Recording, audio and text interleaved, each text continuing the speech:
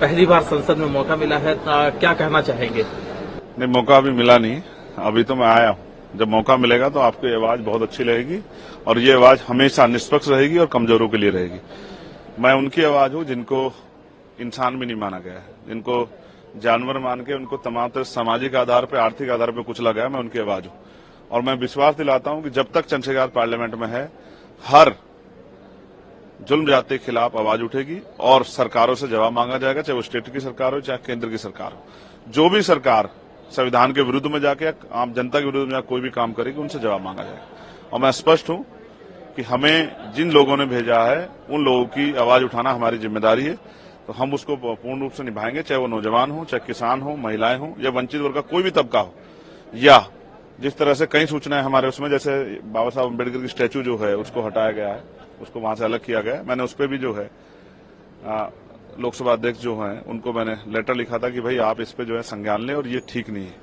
तो मेरा पूरा प्रयास रहेगा कि जो भी यहाँ कानून बनेगा और वो कानून अगर उसमें कोई खामियां होगी तो हम लोग उसमें कोशिश करेंगे कि उसका विरोध दर्ज करा के उसमें सुधार कराएंगे, सरकार का ध्यान आकर्षित करें।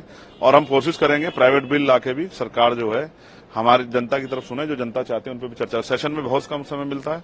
मैं ये भी लोकसभा अध्यक्ष से मांग करूंगा सदन के माध्यम से ही कि वो सेशन का समय बढ़ाएं, जिससे कि क्योंकि बहुत बड़ी लोकसभाएं होती है, बहुत मुद्दे होते हैं, उन पर चर्चा करने का अवसर मिले। ये सत्ता के साथ विपक्ष का भी घर है, विपक्ष की भी जिम्मेदारी है।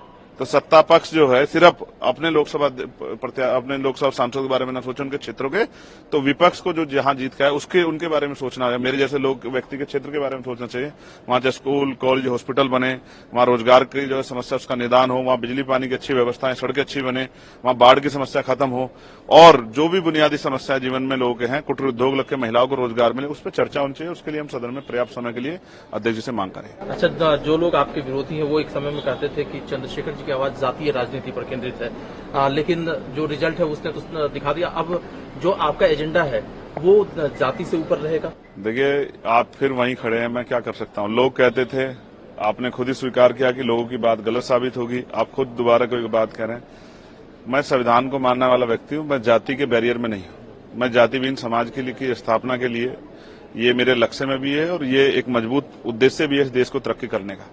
तो मैं फिर आपसे कह रहा हूं, मैं हर एक वंचित के साथ हूं। जिसके साथ कोई अन्याय होगा उनकी आवाज उठाएंगे और जो हाशिए पे है उनको बराबर खड़ा करने के लिए सामाजिक और आर्थिक रूप से हम लोग संघर्ष करेंगे। इसमें अगर जैसे आप कह रहे हैं कि जो कानून बनेगा, अगर खामियां होंगी तो आप जरूर बोलेंगे, कुछ अगर ऐसे कदम उठाए जाए जो कि आपको लगेगा कि लोगों के हित में है, तो आप सरकार के साथ।